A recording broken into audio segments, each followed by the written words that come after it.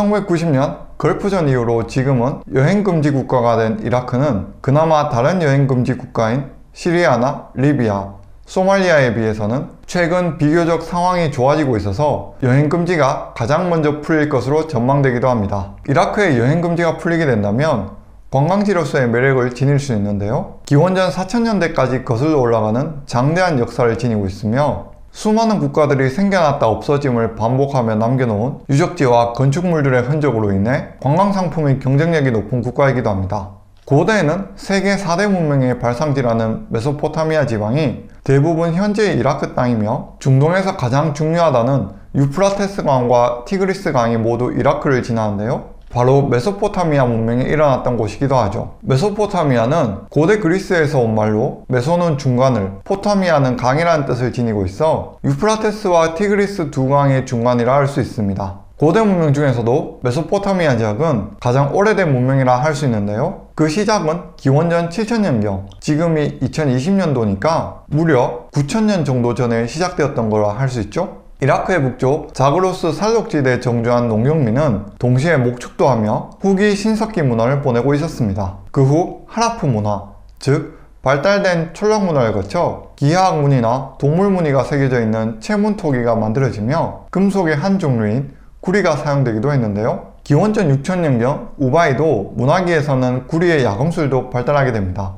야금술은 간단히 말해 광석에서 금속을 추출하여 필요한 형상으로 바꾸는 공정이라 할 수 있는데요. 이렇게 주조된 연못, 무기들은 물질의 활용과 함께 메소포타미아의 도시화를 가져온 요인이 되기도 합니다. 이후 점점 문명이 발달하여 수메르 문명을 시작으로 메소포타미아 지역의 왕국을 간략하게 먼저 순서를 나열하자면 다수의 도시국가가 건설되고 아카드 왕국이 통일한 다음 함무라비 왕이 바빌로니아 왕국을 지배하게 됩니다. 그리고 아시리아, 신바빌로니아를 거쳐서 아케메네스 왕조 페르시아가 메소포타미아를 지배한 후 시간이 흘러서는 알렉산드로스에게 정복당하며 그 후 셀레우코스 왕조, 퍼르티아 왕국 등등 고대부터 조용한 날이 하루도 없었을 법한 시기를 보냈던 것이죠. 정신없이 왕국들이 나타났다 사라졌는데 초기 메소포타미아의 사람들을 살펴보면 초기에는 원시 사회주의 형태의 모습을 띠고 있었습니다. 농민들이 농산물들을 공동창고에 모으게 되면 식량들은 모든 직업의 사람들에게 나누어 주게 됩니다. 무기를 만드는 금속업자라든가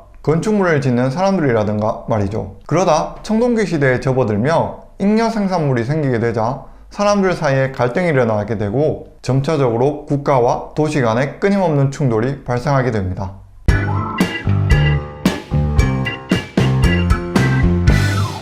소설이나 영화 작품에서는 역사를 바탕으로 각색하여 흥미진진하게 풀어가는 경우가 많은데요. 고대 메소포타미아를 배경으로 하는 문학 작품으로는 단연 길가메시 서사시가 가장 유명한 작품이라 할 수 있습니다. 이 작품은 세계에서 가장 오래된 바빌로니아의 서사시이며 주인공 길가메시는 수메르 자료에 의하면 우르크 제1왕조 5대 왕이었다고 합니다. 시간이 지나면서 판타지에 판타지를 붙여서 신화의 주인공으로 거듭나게 된 것이죠.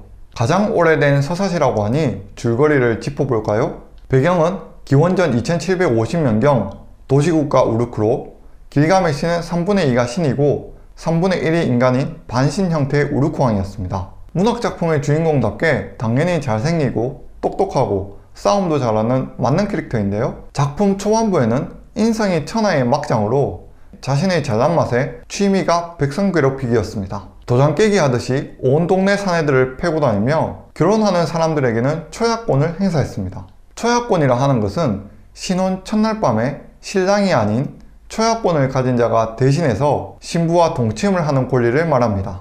이는 중세 유럽의 영주나 성직자 혹은 고대 인도의 승직 브라만, 캄보디아의 예전 불교, 도교 승려들에게도 그 예를 찾아볼 수 있는데요. 영화 브레이브 하트 초반부에 나오기도 합니다. 왕이 이렇게 백성들을 괴롭히는 취미를 갖고 있으니 백성들은 천신 아누에게 길가메시를 벌해달라고 호소하는데요. 그러자 아누는 괴물 엔키두를 만들게 되는데 엔키두도 길가메시 못지않게 강하고 온몸은 털로 덮여 있었죠. 엔키두는 우르크에 와서 길가메시와 맞짱을 뜨게 되고 팽팽하게 싸우던 둘은 좀처럼 승부가 나지 않았지만 결국 길가메시가 무릎을 꿇고 패배하게 됩니다. 하지만 무서운 외모와는 달리 넓은 마음을 지녔던 엔키두는 길가메시에게 화해하면서 둘은 절친이 됩니다. 그 후 영웅 콤비로 활동하며 많은 이들을 도우며 살다가 세상에서 제일 무섭다고 하는 산지기 훈반바까지 죽이는데요. 이쯤 되자 잘생기고 힘센 길가메시의 명성은 하늘에 있는 사랑과 풍요의 여신 이슈타르에게 전해지게 되고, 이슈타르는 길가메시에게 대시를 하게 되죠. 하지만 길가메시는 이슈타르를 퇴짜를 놓고 그녀는 화가 나서 하늘의 황소를 지상에다 풀어버립니다. 하늘의 황소는 이 땅의 건축물과 대지를 생지옥으로 만들었고, 다시 또 수습하기 위해 길가메시와 엔키두가 나서는데요. 황소를 제압하고는 신의 짐승이라 죽이기 망설였지만 지상을 사랑하는 엔키두는 하늘의 황소를 죽여버립니다. 이제 일은 너무나도 커져버려 하늘의 신들은 노하게 되고 결국 엔키두를 처형한다는 판결을 내려 엔키두는 병이 걸려 죽게 되죠. 슬픔에 가득 찬 길가메시의 이야기는 여기까지 하고요. 더 궁금하신 분들은 길가메시 서사시에 관한 책 등을 찾아보시면 될 것 같습니다. 이제 문학작품에서 빠져나와 길가메시의 고향 우르크에 대해 알아보겠습니다. 우르크는 성벽도시로 거대한 운하가 있었으며 지구라트들이 있었는데, 지구라트는 일종의 신전이었습니다. 사람들은 하늘에 있는 신에게 좀 더 가깝게 다가가고자 건축물을 높게 올렸고, 후대로 갈수록 차차 더 높아지게 되었죠. 수메르 초기 왕조 시대 때는 1층의 테라스 형태가 있었으나 우르 시대에 접어들며 3층 테라스를 겸한 탑이었습니다. 이곳을 지키고 있는 사제들은 당시 권력의 끝판왕이었는데요. 왜냐하면 당시 사람들은 사제들이 신들과 직접 소통할 수 있다고 믿었기 때문이죠. 우리가 현대사회에는 기상청의 일기예보를 참고하여 맑고 흐리거나 혹은 태풍 등에 대한 대비를 할 수 있지만, 수천 년 전에는 날씨는 신의 마음에 달렸다고 생각했습니다. 가령 길가메시 작품에 등장하는 신들은 지상에 사는 인간들이 너무 시끄러운 것이 화가 나서 조용히 자고 싶다는 이유로 인간들이 모여있는 장소에 홍수를 일으켜 풍지박산을 내기도 했죠. 상대적으로 안정적인 이집트 문명의 나일강과는 달리 티그리스강, 유프라테스강에서는 끔찍한 홍수나 가뭄이 예측할 수 없이 발생하여 신의 성격이 까칠하다고 생각을 했던 겁니다. 그래서 까칠한 성격의 신들의 노여움을 달래기 위한 제사장은 이 지역 사람들에게는 아주 중요한 사람이었던 거죠. 우르크 시절 때만 하더라도 지구라트가 메소포타미아 지역에서 눈에 띄는 건축물이었다면, 1000년도 더 시간이 흐른 뒤에는 사원이 아니라 거대한 궁전의 형태로 건축물들이 지어지게 됩니다. 예를 들면 200개가 넘는 마당과 방들을 지니고 있는 기원전 720년경의 사르곤 궁전 등이 있었죠. 이러한 현상은 좀 더 인간 사회의 사회 질서나 복지에 대한 관심으로 인해 그동안 신과 가깝게 지내던 사제의 권력이 신에게서 인간으로 옮겨가고 있다는 것을 의미했습니다. 하지만 그래도 신의 존재는 절대적이라고 믿었기 때문에 사제가 갖고 있던 권력을 왕이 함께 손에 쥐게 되면서 행정과 종교적인 역할도 같이 도맡게 되었던 거죠. 이제 메소포타미아 지역은 왕이라는 존재들이 생기면서 이전과는 분위기가 사뭇 달라지게 됩니다. 영상 초반부에 말씀드렸던 것처럼 이 지역의 특징은 다수의 도시 국가들이 부딪히고 또 새로운 강자인 외부인들이 쳐들어와서 아카드 왕국, 바빌로니아 왕국 등을 거쳐가며 더욱 강한 왕국이 살아남게 되는 시대가 된 거죠. 사회 시스템 면에서는 생산물을 똑같이 나누는 초기 원시 사회주의 성향에서 이제 세금의 형태가 생기게 되면서 사람들이 세금을 낸 만큼 생산할 수 있는 개개인의 기업 같은 사회 구조가 발생하기 시작했습니다. 권력을 가진 왕들은 강건한 세력을 키우기 위해 다른 영토로의 확장을 넓혀 활동 영역을 넓히고 자신의 아들에게 왕위를 물려주려는 현상이 생겼죠. 이 지역에서 강력한 왕권을 지닌 유명한 왕으로는 5분 세계사 때 함무라비 법전으로 주제를 다루었던 바빌론 왕국의 6대 왕인 함무라비 왕이 있습니다.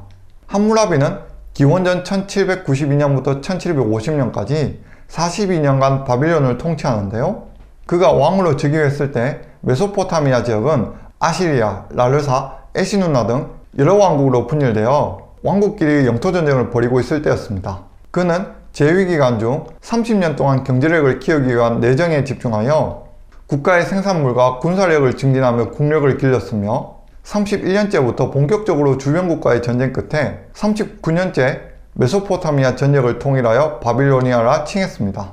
함무라비는 통일을 이룬 뒤 정복지의 총독을 파견해서 지방 총독에게는 행정권만 부여하고 사법과 재정은 허용하지 않았으며 지금으로부터 약 4000년 전인 옛날 이야기인데도 중앙집권적 통제라는 형태를 만들어냈습니다. 그리고 그 중앙정부의 법률 조항에 따른 판결을 내리기 위해 동일한 법률 체계의 함무라비 법전이 탄생하게 된 것이죠.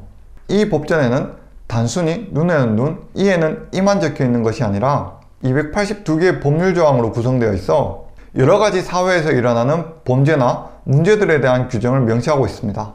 강도, 납치 등과 같은 극악 범죄뿐만 아니라 지금으로 치면 부동산법과 같은 집의 임대법, 장사하는 사람들이 지켜야 할 고용법, 임금 문제, 빚에 관련된 채무와 채권, 그리고 결혼 관련 법과 당시에 존재했던 노예에 관련된 법 등 다양한 법들을 명시하고 있습니다. 오늘은 메소포타미아 지역에 대한 전반적인 흐름과 길가메시 서사시 문학작품, 함무라비 법전 등 당시 이 지역이 얼마나 다사다난한가에 대해 알아보는 시간이었습니다. 지금까지 재밌는 역사와 함께하는 지식 유튜브 10분 세계사였습니다.